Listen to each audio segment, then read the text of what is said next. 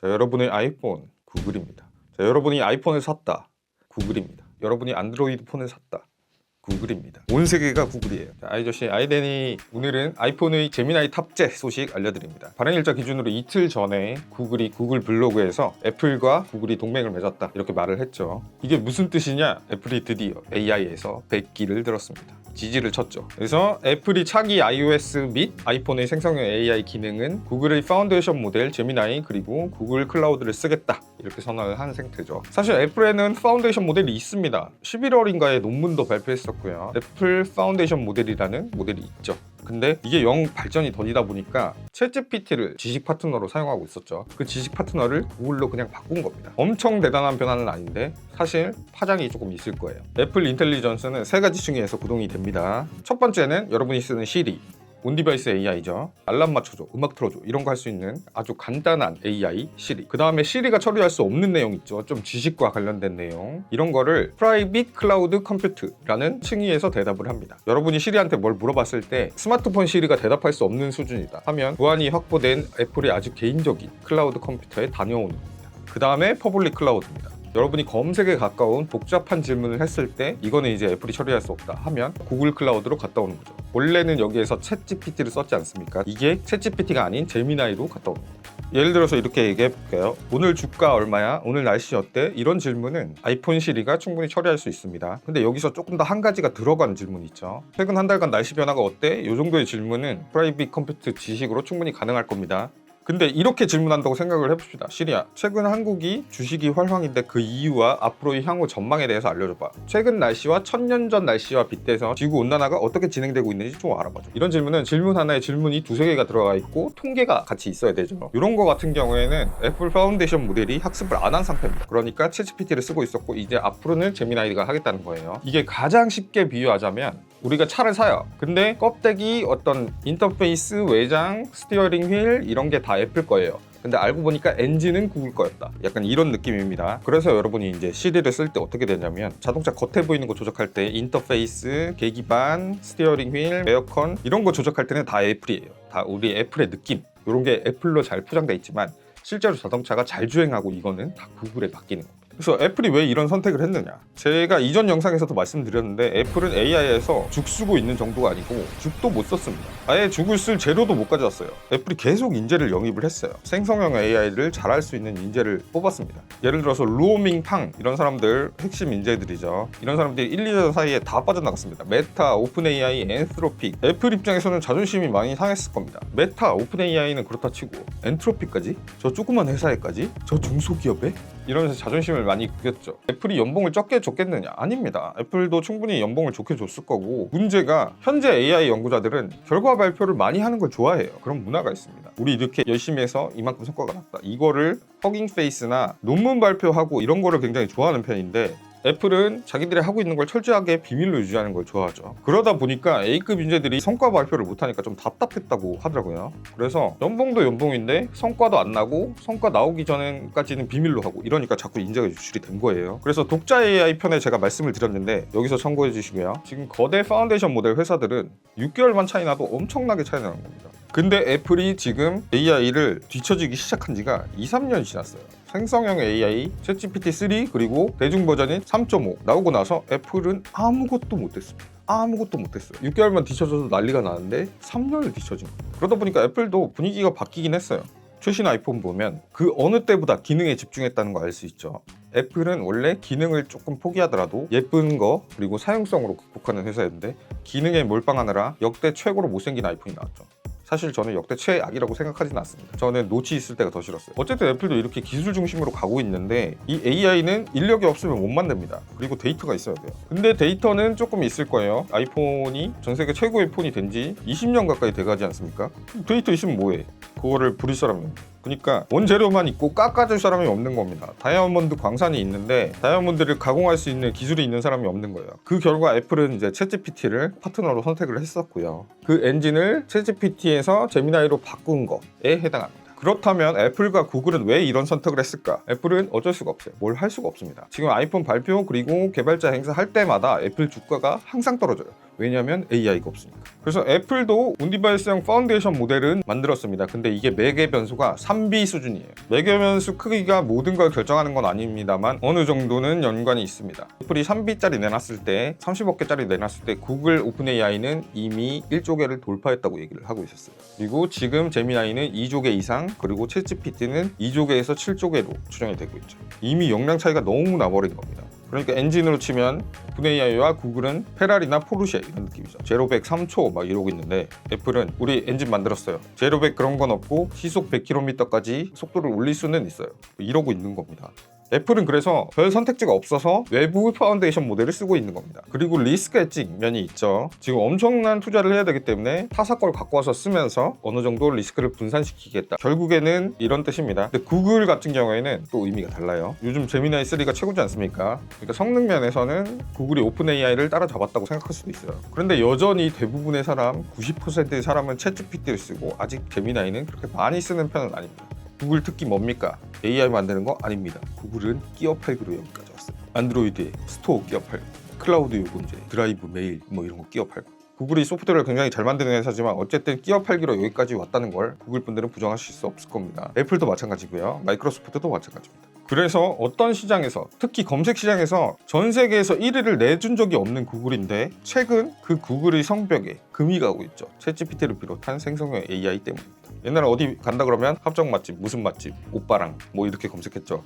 근데 지금은 아닙니다. 키워드 검색 시대가 아니고 문장형 검색의 시대가 됐죠. 검색창에 네이버든 구글이든 챗GPT든 마찬가지입니다. 합정에 무슨 식당을 갈 건데 어떤 분위기가 좋아졌으면 좋겠고, 콜키지 주차가 됐으면 좋겠고, 와인 페어링이 가능한지 알아봐줘, 뭐 이런 식으로 질문을 합니다. 그러니까 검색의 패턴이 바뀐 건데 이게 다 생성형 AI 때문이에요. 구글은 검색에서 발생하는 상단의 광고, 그리고 디스플레이 광고, 유튜브 사이사이에 나오는 광고, 이런 걸로 먹고 살기 때문에 이 검색 시장이 흔들리면 구글이라는 회사의 근간이 흔들려요. 그걸 방어하기 위해서 총력을 다하고 있는데도 챗GPT한테 안 되고 있었습니다. 근데 여러분 생각해 보십시오. 아이폰에 제미나이가 탑재되면 전 세계 약 70억 대의 스마트폰에서 제미나이를 쓰게 되는 거예요.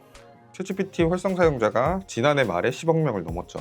물론 70억대가 다 제미나이를 돌려도 활성 사용자 수는 그만큼 안 될 겁니다.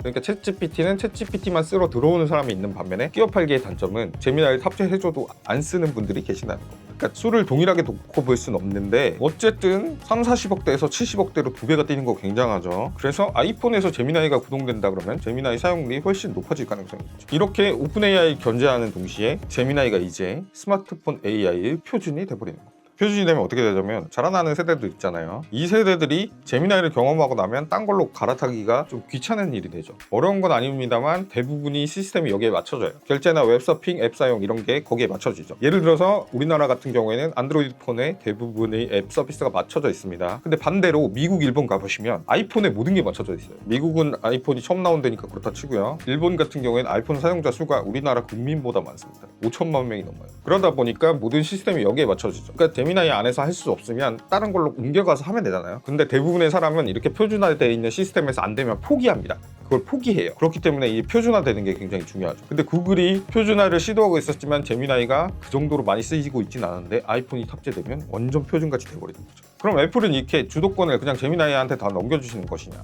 아닙니다. 애플도 다 준비를 하고 있어요. 애플은 니네가 챗GPT를 쓰든 제미나이 쓰든 니네는 아이폰 쓰는 거야, 이런 느낌을 주기 위해서 최선을 다하고 있습니다. 그러니까 이런 거죠. 저처럼 차를 자주 쓰지만 차에 대해서 잘 모르는 사람은 뭐 현대차나 제네시스 이런 거 운전을 해요. 제네시스 특유의 인터페이스가 있지 않습니까? 그거를 굉장히 만족하고 쓰고 있었어요. 막 쓰고 있는데 어느 날 저도 모르게 제네시스와 호환되는 엔진으로 누가 바꿔놨어요. 저도 모르게 비밀스럽게. 그럼 그걸 제가 알까요? 모릅니다.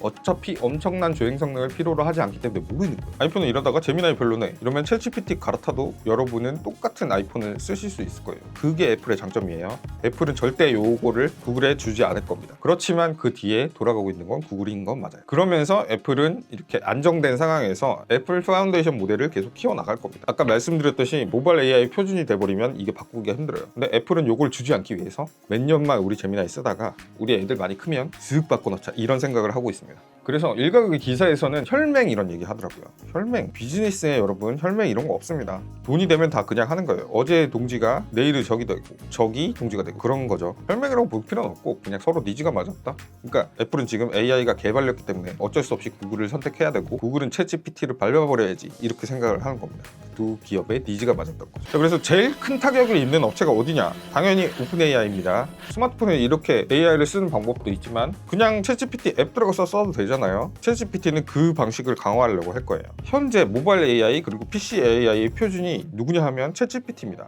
모두가 챗GPT의 인터페이스를 쓰고 있어요. 답변 방식이나 이런 것도 챗GPT가 주도를 하고 있거든요. 그리고 챗GPT 안에 지금 앱들이 붙기 시작했죠. 포토샵 같은 거. 챗GPT는 이 표준을 놓지 않기 위해서 굉장히 노력을 할 겁니다. 어떤 서비스가 너무 특화돼서 뛰어나면 표준이 안 맞아서 계속 쓰게 되거든요. 예를 들어서 어도비 소프트웨어 한번 보십시오. 어도비 소프트웨어 보면 요새 정말 위태롭다는 생각이 드는데 이렇게 생성형 AI, 대화형 AI가 도입이 늦는데도 사람들이 쓸 수밖에 없잖아요. 왜냐면 제가 다른 회사랑 일을 해요. 그러면 이미지만 딱 주면 나노바나나 풀어 써도 되죠. 근데 우리가 이제 이 레이어를 어떻게 쌓았고 정보 설계를 어떻게 했고 이거를 위해서는 결국에는 정보가 다 담겨있는 PSD 같은 파일로 소통을 해야 돼요. 그러다 보니까 어도비 소프트웨어를 계속 쓰고 있는 거잖아요. 그게 표준이니까 챗GPT도 우리도 그렇게 만들겠다 이렇게 생각을 하는 거죠. 특히 AI 에이전트를 밀어붙일 것으로 예상됩니다. 지금 제미나이가 아이폰에 탑재된다고 해도 여행, 식사 이런 거 검색 예약할 때 결국에는 사람이 조금 해야 되는 영역이 있는데 챗GPT가 사람이 해야 되는 영역을 최소화하는 걸 이미 시도를 하고 있죠. 현재 구글에서는 결제가 됩니다만 챗GPT는 아직 한국에서 결제 기능을 도입 안 했는데 미국에서는 지금 기능을 도입했거든요. 이게 결제가 되기 시작하는 순간부터 정보 통로가 구글에서 챗GPT로 넘어갈 거다. 저는 이렇게 생각을 하고요. 그리고 그런 것도 하고 있죠. 하드웨어를 만들고 있습니다. 애플 출신인 조니 아이브와 함께 하드웨어를 만들고 있죠. 얼마 전에 하드웨어의 시안이 유출됐어요. AI 메타스 사이트에 올려놨으니까 설명란에서 링크로 들어가 보시고요. 귀 뒤에 이렇게 꼽는 거였어요. 이 웨이에 이렇게 꽂아갖고 뒤에 이렇게 기계를 놓는 건데 화면은 없지만 음성으로 계속 소통하는 어떤 기기가 되겠죠. 그러니까 오픈 AI도 AI 시대에도 하드웨어가 여전히 중요하다 이걸 알고 있는 거고 그래서 하드웨어도 개발을 하고 있는 걸로 보이고요. 초지능 모델을 또 만들고 있죠. 샘 알트만이 다른 인터뷰에서 AGI의 정의가 모호한데 거의 도달한 것 같다 이렇게 얘기를 했거든요. 그러면 이제 초지능 모델, 오픈 AI가 제일 잘할 수 있는 학습을 열심히 해서 초지능 모델을 만들겠다 뭐 이런 방법도 가능한 거죠. 저기서 파장은 또 여러 가지일 것 같은데 국내 AI 기업들한테도 아주 좋은 소식은 아니에요. 아이폰 안드로이드가 세상을 장악했을 때 그 수수료 때문에 전 세계의 모든 앱 개발사, 서비스 개발사가 고통을 받아왔습니다. 그래서 포트나이트를 만드는 에픽게임즈는 애플과 소송을 해서 결국 이겼죠. 그래서 애플의 수수료를 안 내도 되는 방식으로 다운을 받을 수 있게 됐죠. 그리고 애플과 구글은 전 세계에서 계속 독점으로 두드려 맞고 있습니다.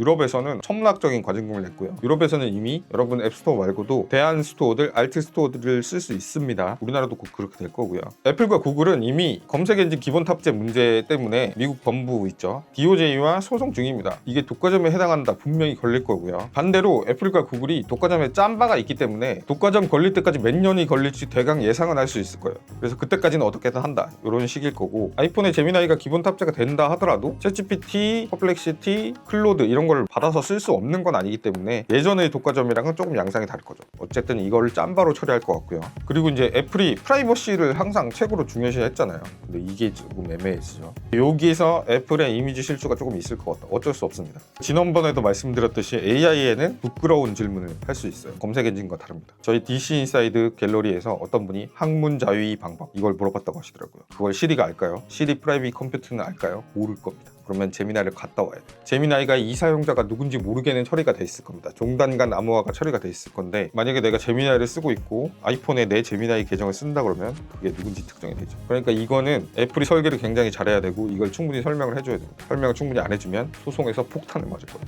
그래서 결론은 애플과 구글은 서로의 니즈에 의해서 제미나이를 쓰게 됐다. 근데 아이폰 시리를 쓰는 것처럼 작동을 할 거다. 그리고 애플은 AI에 개발했기 때문에 어쩔 수 없이 선택했고 구글은 이 인터넷의 패러다임이 구글에서 챗GPT로 넘어가는 걸 막기 위해서 이 손을 잡았다.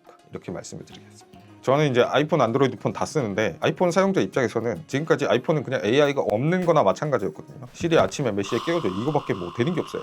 근데 이제 뭐 캘린더, 메시지, 아이클라우드 드라이브 이런 거랑 다 연동이 돼서 아이폰에서 네이티브 구글 제미나이, 네이티브 챗GPT를 쓰는 듯한 좋은 경험을 주겠죠. 그래서 당분간은 아이폰의 사용성이 올라갈 텐데 개인정보 보호에 대해서는 애플이 충분히 우리한테 설명해줘야 되고 우리도 좀 경각심을 가져야 되게 됐습니다. 그리고 구글은 뭐 놓았죠. 행복한 구글의 한 해가 될 것 같습니다. 아마 아이폰 18부터 이게 적용이 될 것 같고 애플 인텔리전스를 구동 가능한 아이폰들은 이게 다 적용이 될 것 같습니다. 아이폰 15, 16, 17. 그래서 이렇게 참 앙숙인 기업도 이렇게 손을 잡을 수 있구나. 오픈 AI 됐다 이런 생각이 드네요. 앞으로 요 양상이 어떻게 흘러갈지 제가 계속 팔로우업을 할 테니까요. AI 메타스 채널 꾸준히 구독해 주시고요. 여러분이 어려워하시는 어떤 질문도 제가 공부해서 다 답변을 드릴 테니까 댓글 달아주시기 바랍니다. 저는 다음 시간에도 재밌는 얘기 갖고 돌아옵니다. 그럼 구독 아이하니